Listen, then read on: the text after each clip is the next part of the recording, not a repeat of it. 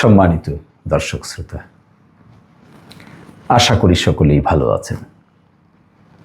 আমার আজকের আলোচনার বিষয় হল সাংবিধানিক প্রতিষ্ঠান, ক্ষমতার বিকেন্দ্রীকরণ এবং গণতান্ত্রিক শাসন। দেখুন, গণতন্ত্রের মূল কনসেপ্ট হল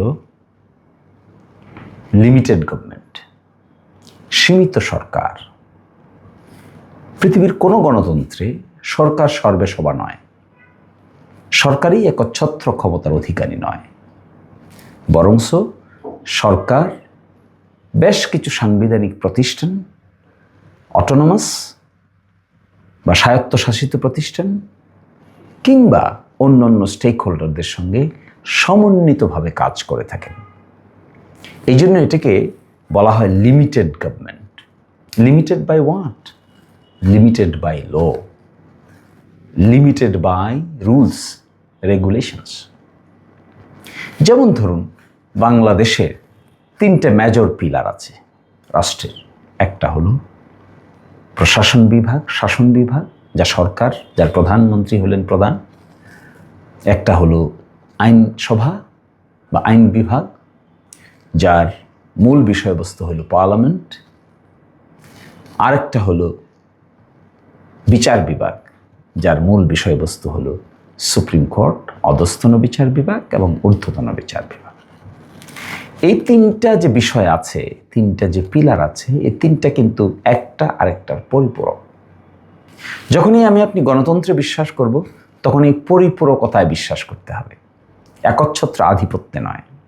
অর্থাৎ সরকার সিদ্ধান্ত নেবেন, এটি ঠিক হয়েছে না বেঠিক হয়েছে, আইনসম্মতভাবে সুপ্রিম কোর্ট সেটি দেখতে পারবে। আবার পার্লামেন্ট, স্পিকারের নেতৃত্বে যে পার্লামেন্ট চলে, তিনি সেটাকে চাইলে সেখানে আইন পাশ করতে পারবেন। সেই আইনও সঠিক না বেঠিক তা সুপ্রিম কোর্ট বলতে পারবে, কিন্তু সুপ্রিম কোর্ট আবার পার্লামেন্টকে কোনো নির্দেশনা দিতে পারবে না, এটা করো ওটা করো না তা বলতে পারবেন। এই তিনটা ট্রায়াঙ্গেলের মধ্যে দেখেন, একদিকে বসে আছেন প্রধানমন্ত্রী, তিনি এক্সিকিউটিভ শাসন বিভাগের প্রধান। একদিকে বসে আছেন স্পিকার, যিনি পার্লামেন্ট পরিচালনা করে থাকেন। আরেকদিকে বসে আছেন প্রধান বিচারপতি, যিনি বিচার বিভাগের প্রধান। এই তিনটা বিভাগের মধ্যে ক্ষমতাটার একটা চেকস এবং ব্যালেন্স হয়। কে কার চেয়ে উপরে? প্রশ্ন না, কেউ কার চেয়ে উপরে নয়। কে কার চেয়ে নিচে? প্রশ্ন না, কেউ কার চেয়ে নিচে নয়।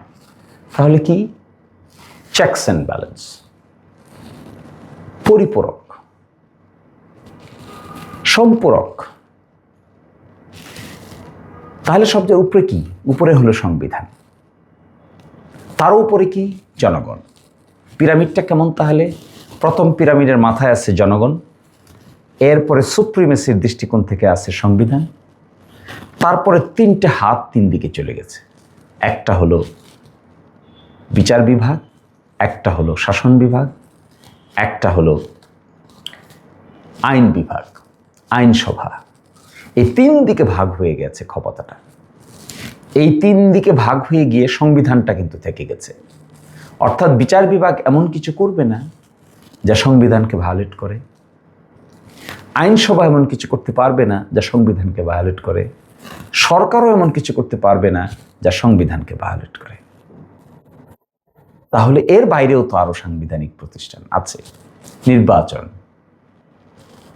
আপনি শাসন বিভাগের প্রধান অথবা বিচার বিভাগের প্রধান, নির্বাচন আপনার কোনো সে নাই, আপনি নির্বাচনকে মোটিভেট করতে পারবেন না, এটি নির্বাচন কমিশনের কাজ। আবার পিএসসি, পাবলিক সার্ভিস কমিশন, আমি শাসন বিভাগের প্রধান, বিচার বিভাগের প্রধান হতে পারেন, পার্লামেন্টের প্রধান হতে পারেন, কিন্তু পিএসসি, পাবলিক সার্ভিস কমিশনের সিদ্ধান্তকে কেউই মোটিভেট করতে পারবে না। এটি তাদের ব্যাপার, তারা ঠিক করবে কারা মেধাবী, কারা পরীক্ষা দিচ্ছে, কারা যাবে, কারা আসবে, তারাই ঠিক করবে।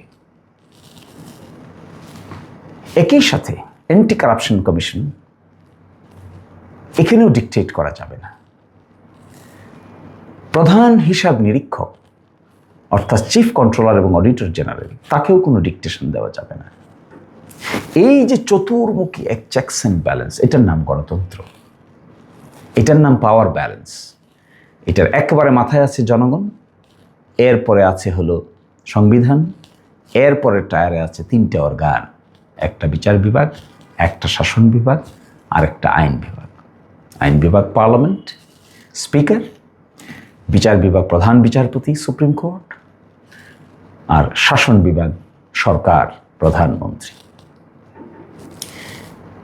এখন সরকার আসবে যাবে, রাষ্ট্র থেকে যাবে, প্রধান বিচারপতি আসবেন যাবেন কিন্তু বিচারালয় থেকে যাবে, স্পিকার আসবেন যাবেন কিন্তু পার্লামেন্ট থেকে যাবে। যে রাষ্ট্রে এই সিস্টেমগুলো যত শক্তিশালী, সেই রাষ্ট্র তত বেশি ডেমোক্রেটিক। যে রাষ্ট্রের প্রধানরা আইনের কাছে যত বেশি নিজেকে মাথা নত করে রাখতে পারেন, তিনি তত বেশি ডেমোক্রেটিক।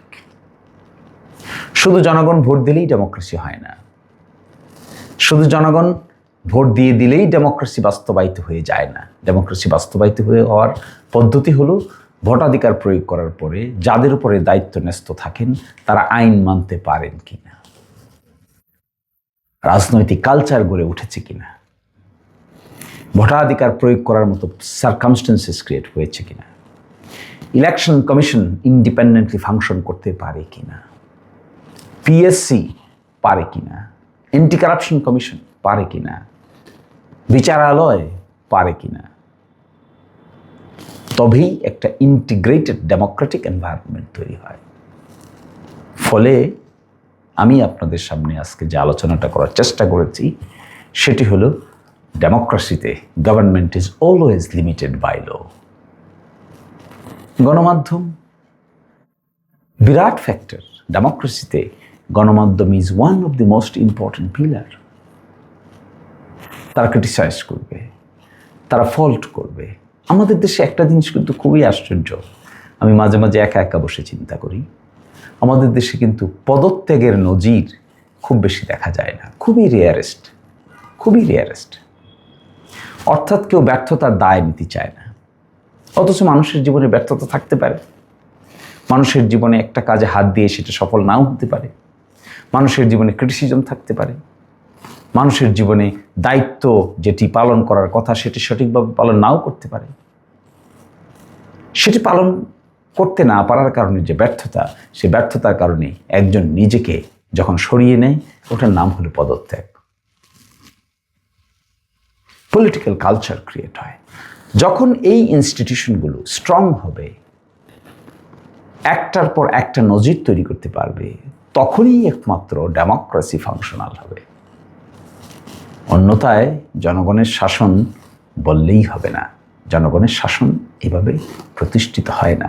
জনগণের শাসন প্রতিষ্ঠিত হবে তখন যখন এই তিনটা অর্গান সেপারেটলি ওয়ার্ক করতে পারছে এবং একজন আরেকজনকে এনক্রোচ না করে, তখনই জনগণের শাসন প্রকৃত অর্থে হয়। একজন মানুষ অনেক ক্ষমতাধর হতে পারে, তিনি কি করবেন আধুনিক রাষ্ট্র ব্যবস্থায়? আধুনিক রাষ্ট্র ব্যবস্থায় একজনের হাতের পাওয়ার তো বিভিন্নভাবে বিভক্ত হয়ে গেছে। প্রধানমন্ত্রী, একজন প্রধানমন্ত্রী কয়টা কাজ করবেন? ইলেকশন কমিশন যদি ইন্ডিপেন্ডেন্টলি ফাংশন করতে না পারে, তাহলে দেশের ইলেকশন ব্যবস্থার কি হবে? এটিকে প্রধানমন্ত্রী করবেন? নিশ্চিত নয়। বিশ্ববিদ্যালয়গুলো যদি সঠিকভাবে ফাংশন না করেন, অটোনমাস বডি, স্বায়ত্তশাসিত প্রতিষ্ঠান, তাহলে প্রধানমন্ত্রী কি করবেন? মন্ত্রীরা কি করবেন? এটা কি তার কাজ? পারেন তিনি আইনসম্মতভাবে? No, never. গণমাধ্যম যদি সঠিকভাবে ফাংশন না করে, সরকার কি করবে? বিরোধী দল কি করবে? পারবেন না।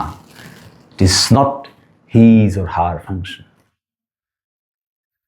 একইভাবে business organisations, PSC, public service commissions, chief controller এবং অডিটর জেনারেল,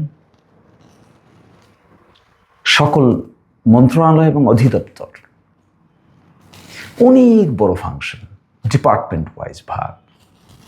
তো স্বস্তিদায়ক শাসন ব্যবস্থা তখন হয় যখন ইনস্টিটিউশনগুলো ফাংশন করে। আচ্ছা বলেন তো, পুলিশ বাহিনী এটা যদি সঠিকভাবে ওয়ার্ক না করে, প্রাইম মিনিস্টার কি করবেন? জোর করবেন? কতক্ষণ? কিভাবে? BGB, DB, SB, NSI, DGFI, military, তারা যদি ইনস্টিটিউশনাল স্ট্রেংথ নিয়ে ওয়ার্ক করতে না পারে, ইন্ডিপেন্ডেন্ট ওয়েতে ওয়ার্ক করতে না পারে, নিজেরা সেলফ মোটিভেটেড হয়ে ওয়ার্ক করতে না পারে, তাহলে একজন, দুইজন, তিনজনের ছোটাছুটিতে কি লাভ হবে? কতটুকু লাভ হবে? সেই জন্য নেতৃত্বের উচ্চ পর্যায়ে যারা থাকেন তাদের পলিসিগত দিক থেকে মূল কাজ হওয়া উচিত ইনস্টিটিউশনগুলোকে ফাংশন করা। স্ব জায়গায় institution will function independently. That is what is the primary target, should be the primary target. গতিশীলতা বাড়াতে হবে, ইফিশিয়েন্ট লোক ওই সমস্ত জায়গায় আসে ব্যবস্থা করতে হবে। হায়ার এবং ফায়ার করা যাবে না। সিকিউরিটি সিস্টেম থাকতে হবে, জব সিকিউরিটি। বাংলাদেশ ব্যাংক বিরাট ব্যাপার। বাংলাদেশ ব্যাংক যদি সঠিকভাবে ফাংশন না করে উইথ মডার্ন আন্ডারস্ট্যান্ডিং, তাহলে সরকার কি করবে? বাংলাদেশ ব্যাংক আর সরকার তো এক জিনিস না, it is a different body. Security এবং এক্সচেঞ্জ কমিশন যদি প্রপারলি ফাংশন না করে, গভর্নমেন্ট কি করবে? বিচার বিভাগ কি করবে? পার্লামেন্ট কি করবে সেখানে? ফলে আধুনিক রাষ্ট্র ব্যবস্থাপনায় এই হিউজ ব্যবস্থাপনাটা এককভাবে সেন্ট্রালাইজড ওয়েতে নিয়ন্ত্রণ করা পসিবল নয়। আমি শুনেছি অনেকেই বলে থাকেন নিয়ন্ত্রণ থাকবে না, নিয়ন্ত্রণ থাকবে না। ডেমোক্রেসিতে নিয়ন্ত্রণ থাকে না। ডেমোক্রেসিতে নিয়ন্ত্রণ করে ল, ডেমোক্রেসিতে ব্যক্তি নিয়ন্ত্রণ করে না, মন্ত্রণালয় নিয়ন্ত্রণ করে না। স্ব আইন দ্বারা স্ব ব্যক্তি নিয়ন্ত্রিত হন। তিনি যদি আইন ভঙ্গ করেন, আদালতে বিচার হয়। আদালত যদি সঠিক থাকে, স্বচ্ছ থাকে, ট্রান্সপারেন্ট থাকে, তা বিচার হবে। আদালতের উপর যদি খবরদারি করেন, তাহলে বিচার হবে না। আদালত যদি স্বেচ্ছাচারী হয়ে যায়, তখনও বিচার হবে না। পার্লামেন্ট সে যদি তার ফাংশন রাখতে ব্যর্থ হয়, তাহলেও সঠিকভাবে কাজ হবে না। এই জন্য institutional empowerment is very much required. It is